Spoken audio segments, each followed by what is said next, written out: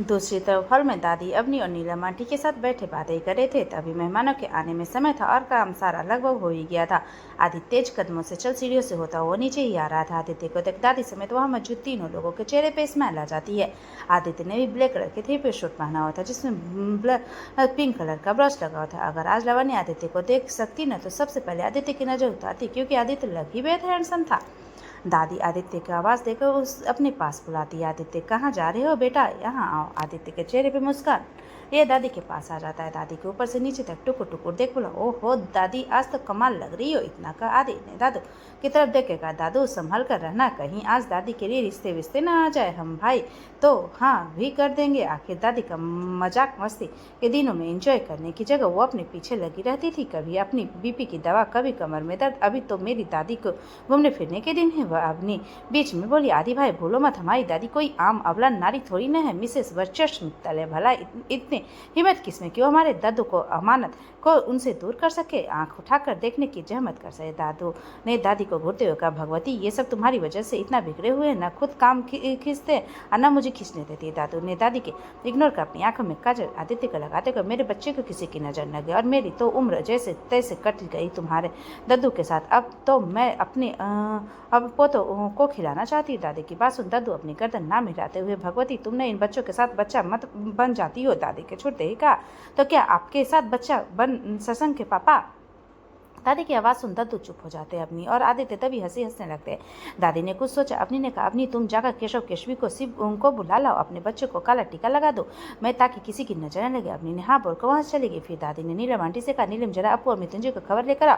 अपू तैयार भी हो रही है या फिर काम में लगे। नीलम आंटी ने हाँ करके सिर हिलाकर वहाँ से मृत्युंजय के फ्लोर पर तरफ चली गई। दादी ने एकदम से कहा, अरे उसके लिए कहना तो मैं भूल ही गई। दादी ने आदित्य के बाजू लगा उससे कहा, दादी जा तू लवन्या को जाकर लेके आ, तैयार होएगी या तब तक दादू की दवाई उन्हें देकर आती। इतना कर दादी अपने कमरे की तरफ बढ़ जाती है। आदित्य हैरानी से दादी की रफ्तार को देख रह जाता है। आदित्य हैरानी से दादू को देखता है।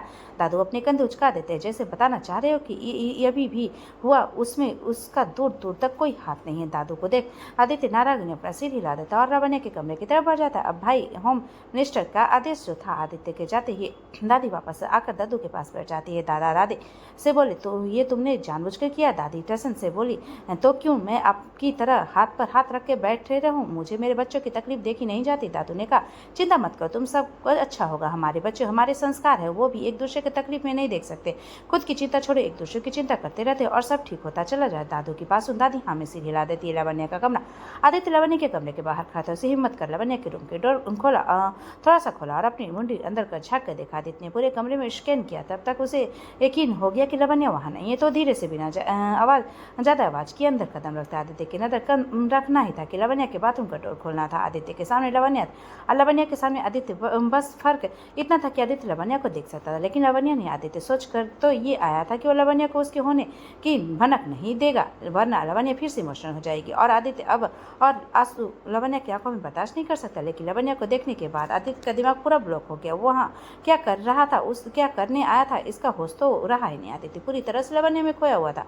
कहते हैं ना, हम जिसे पसंद करते हैं वो हमारे लिए दुनिया के सबसे खूबसूरत होता है, और जब वही पसंद खुद को सवार होता है ना, तो चांद के टुकड़े से कम नहीं लगता।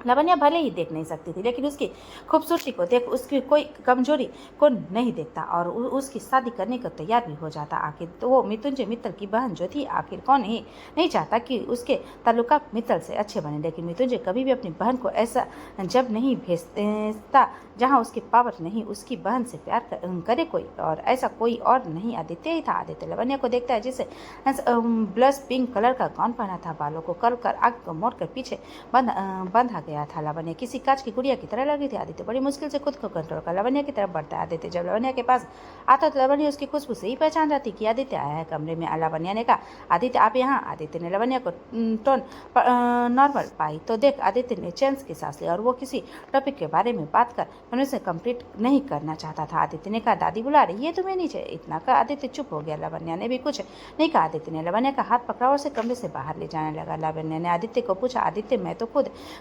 देख नाच सकती हूँ, चलती तो आप ही बता दो मैं कैसी लग रही हूँ। पहले तो आदित्य को विश्वास नहीं हुआ कि लावण्य उससे ये पूछ रही है। विश्वास होते ही आदित्य के चेहरे पे स्माइल आ जाती, तो बोला बिल्कुल वैसे जैसे तुम अपने 21वीं जन्मदिन पर लग रही थी। आदित्य की बात सुन लावण्य के दिमाग में उसके 21वीं जन्मदिन का मेमोरीज चलने लगा। लावण्य वाकई बहुत खूबसूरत लग रही थी। लावण्य के चेहरे पे मुस्कुराहट थी क्योंकि आदित्य ने उसके 21वीं जन्मदिन की याद थी।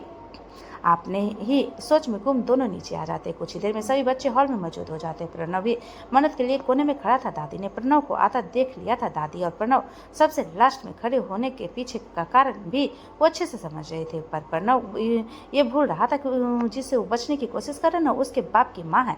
तो उससे भी 2 कदम आ गए। तो उसने ऐसे छुपने से दादी उसे छोड़ देगी। दादू ने दादू को देख कहा, ए जी हमारे प्रणव हमेशा शिकायत रहती है ना, उन्हें छोटा समझकर हर चीज उसे आखिरी में याद करते हैं ना, क्यों ना हम आज प्रणव को से ही शुरुआत करते। दादी के पास सुन दादू हाँ में सर हिला देते और वही प्रणव और बाकी सब दादी की बात बहुत अच्छे से समझ रहे थे। प्रणव को तो डर से अपनी आंखें बंद कर ली थी क्योंकि उसे इस चीज का आभास हो गया था कि दादी उसे अच्छे से सुनाई करने वाली है। दादी जैसे प्रणव की तरफ कदम बढ़ा रही थी, प्रणव की धड़कनें तेज होती जा रही थी। वही मन्नत हैरानी से प्रणव को देख रही थी और सोचने की कोशिश कर रही थी कि क्या ये वही शख्स है जिसने उसे टॉर्चर किया। दादी ने मन्नत को अभी नहीं देखा था क्योंकि प्रणव मन्नत के पीछे खड़ी थी। दादी जैसे जैसे प्रणव की तरफ बढ़ रही थी वैसे वैसे मन्नत उन्हें देखने लगी थी।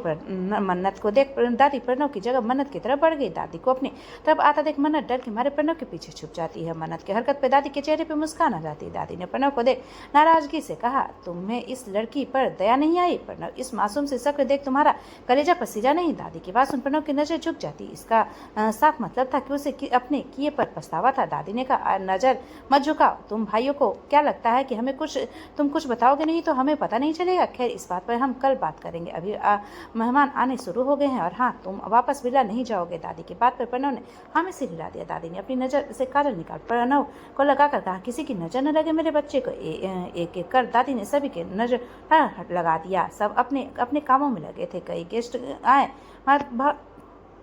कोई अरेंजमेंट चेक करने लगा, कोई सिक्योरिटी चेक करने लगा। यहाँ लावण्य केसवी और अपनी मन्नत बात करने में लगे हुए थे। वो तीनों ही जानते थे कि मन्नत बोल नहीं सकती, इसलिए वो तीनों ही उलट सीधा इशारे से उनसे बात करने में लगी हुई थी। एकदम से सारी लाइट्स ऑफ हो जाती है और केशव बीच में माइक लेकर आता है जहाँ एक लाइट्स उसके ऊपर पड़ी थी। देवियों और सज्जनों, शुभ संध्या। अब नई पीढ़ी से पहले जोड़े का प्रवेश समय आ गया है। केशव की अनाउंसमेंट से सब तालियों की गूंज शुरू हो जाती है। अब सारी लाइट्स बंद हो जाती है और सीरियस की तरफ फोकस होती है जहां मृत्युंजय अपू का हाथ पकड़े खड़ा था। केशव अपनी बात कंटिन्यू करते हुए बोला, अरे मेरे प्यारे भाई और उसकी खूबसूरत बीवी के लिए मुझे ये स्वीकार करना हुआ कि जब मैं पहली बार लिटिल भाभी से मिला तो मैं थोड़ा संकित था, लेकिन जैसे जैसे उन्हें पिछले कुछ समय से जाना मुझे एहसास हुआ कि वो आपके लिए कितनी उपयुक्त है। आप एक दूसरे के सर्वश्रेष्ठ हैं और मैं देख सकता हूँ कि आप एक दूसरे को कितनी गहराई से प्यार करते हैं। मैं आज यहाँ आपके भाई के रूप में खड़ा होकर सम्मानित महसूस कर रहा हूँ और मैं ये देखने के लिए उत्साहित कि भविष्य में आप दोनों के लिए क्या मायने रखता है। अविवाहितों की शुभकामनाएं। वहाँ मौजूद हर लड़की की नजर मृत्यु पर टिकी हुई। ये कहना गलत नहीं था कि मृत्युंजय मोस्ट हैंडसम बिजनेसमैन था। हर बड़े से बड़े बिजनेसमैन की बेटियों की नजर मृत्युंजय पर ही हुआ करती थी। आखिर कौन नहीं चाहता था कि उसके रिलेशन मित्र से स्ट्रांग हो। अपू भी कम नहीं थे, भले उनकी इनवल पहचान नहीं थी लेकिन उसकी खूबसूरती उसकी पहचान थी। वहाँ मौजूद हर लड़की और आदमी की नजर अपू पे थी, लेकिन किसी ने भी अपनी मन से लालसा अपनी आंखों में नहीं दिखने दी क्योंकि वहाँ मौजूद हर शख्स को पता था मृत्युंजय मित्तल को अपनी चीजों पर दूसरों की नजर बिल्कुल बर्दाश्त नहीं थी। अभी वो उसकी बीवी की बात थी। अगर किसी को कोई गलत नजर से देखा तो वो तो कुछ देखने लायक नहीं बचता। मृत्युंजय आदित्य को कुछ इशारा करता। आदित्य उसका इशारा समझ म्यूजिक सिस्टम पर जाकर गाना लगाता है। जो तेरी खातिर तड़पे पहले से ही क्या उसे तड़पाना, ओ जालिमा ओ तेरे इश्क में बहका पहले से क्या उसे बहकाना, ओ जालिमा। मृत्युंजय अपू का हाथ पकड़ सबके बीच रहता और लाइट से उसके स्टेज पे साथ मैच करे गाने में पहले लाइन सुनकर वहाँ तालियों की आवाज़ गूंज उठती है। आंखें मरहवा, बातें मरहवा, 100 मरहवा, दीवाना हुआ मैं, रब रब रबे दिल मेरा तेरे हुस्न का निशाना हुआ, जिसकी हर धड़कन पे तू ऐसे दिल को क्या धड़काना, ओ जालिमा ओ जालिमा। मृत्युंजय आगे की लाइन लिप्स करते हुए एक हाथ अपू के कमर पर रखता है, दूसरे हाथ अपू की उंगलियों में फंसा लेता है। जो तेरी खातिर तड़पे पहले से ही क्या तड़पाना, ओ जालिमा ओ जालिमा। थोड़ी देर ऐसी डांस करने के बाद अगली लाइन पर मृत्युंजय अपू को उंगली पकड़ घुमा देता है। सांसों में तेरी नजदीकियां इत्र घोल दो, मैं ही क्यों इक्स जाहिर करूँ, तू भी कभी बोल दे। आगे मृत्युंजय अपू का हाथ छोड़ से इर्द गिर्द घूमकर अपू के बाजू पकड़ से घुमा देता है। फिर अपू का हाथ पकड़ से थोड़ा दूर होता है और अपू अपने पास खींच लेती है। सांसों में तेरी नजदीकियों को इत्र घोल दो, मैं क्यों इक्स जाहिर करूँ, तू भी कुछ बोल दे। अब मृत्युंजय अपू के पीछे से हककर अपू के कमर के इर्द गिर्द रख देता है और दोनों डांस करने थे। लेकिन जान ही जाए मेरी कातिलाना, तेरा बहाना हुआ, तुझे ये शुरू तुझ पे ही खत्म, मेरे प्यार का फसाना हुआ तो सुबह मैं याद करना, मैं रखूँ ये परवाना। ओ जालिमा तेरी खातिर तड़पे पहले से ही क्या तड़पाना। ओ जालिमा दीदार तेरा मिलने के बाद ही छूटे मेरी अंगड़ाई, तू बता दे क्यों जालिमा, मैं कहलाऊं। आगे की लाइन अपू गाती है। मृत्युंजय के आसपास घूमती मृत्युंजय अपू के हाथ पकड़ उसे रोक अपने सामने खड़ा कर देता है। क्यों इस तरह से दुनिया जहां में करता मेरी रुसवाई, तेरा कसूर और ओ जालिमा कहलाए।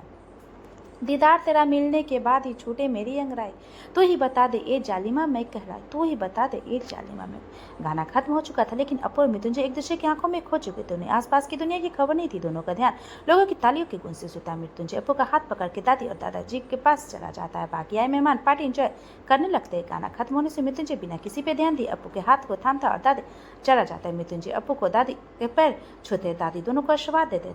दादी दोनों को काजल लगाकर बोली, मेरे चांद के टुकड़ों को किसी की नजर न लगे। दादी के पास आदित्य दादी के बोला, दादी इतना काजल न लगाओ सबके, वरना काजल खत्म हो जाएगा। दादी ने आदित्य को घूर कर कहा, ज्यादा दांत निकल रहे हैं, चिंता मत कर, कल नहीं निकलेंगे जब सत्संग के पिताजी तुम सब भाइयों को डंडा बजाएंगे।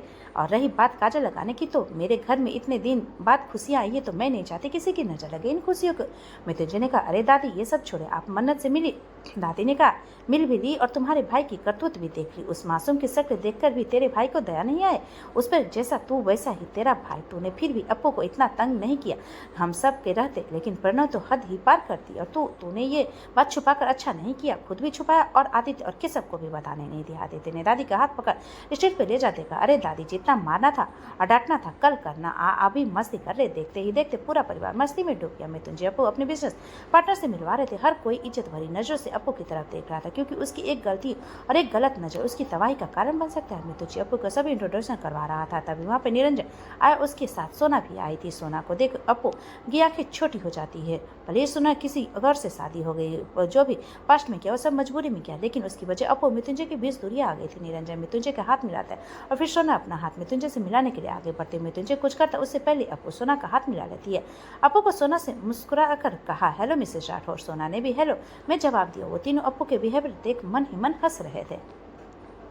इसी बीच केशव मृत्युंजय के पास आकर बोला, भाई मुझे आपसे बात करनी है। मृत्युंजय तो जानता था कि केशव उससे क्या बात करनी है, इसलिए मृत्युंजय केशव को बात टालते हुए केशव से बोला, केशवी जरा अपर्णा का ध्यान रखना, मुझे किसी से मिलना है। लेकिन भाई केशव इतना कहकर वो चला जाता है। तब तक मृत्युंजय वहां से जा चुका था। केशव अपू के साथ खड़ा होता है। उसकी नजर केशवी पर ही थी, जो दादी के साथ मस्ती में नाच रही थी और दादी को भी नचवा रही थी। केशव को अब चिंता होने लगी। एक तो उसने केशव भी से कह दिया कि वो सब ठीक कर देगा, लेकिन यह मृत्युंजय कुछ सुनने को तैयार ही नहीं। कभी इधर गायब होता है तो कभी उधर गायब होता है। केशव को अब केशवी पे भरोसा टूटने का डर सता रहा था। एक बार फिर गाना बजाना बंद होता है। इस बार मृत्युंजय के हाथ में माइक था। ये देख केशवी के माथे पर चिंता की लकीरें पड़ जाती है। केशवी मुस्कुरा कर केशव को देख रही थी। उसे तो यही लग रहा था कि केशव ने अब तक मृत्युंजय को बात कर ली होगी। केशव और केशवी से क्या ही कहना, इसलिए तो वो बस केशवी को ही देखकर स्माइल पास कर देता है। आगे की कहानी जानने के लिए बने रहे हमारे साथ।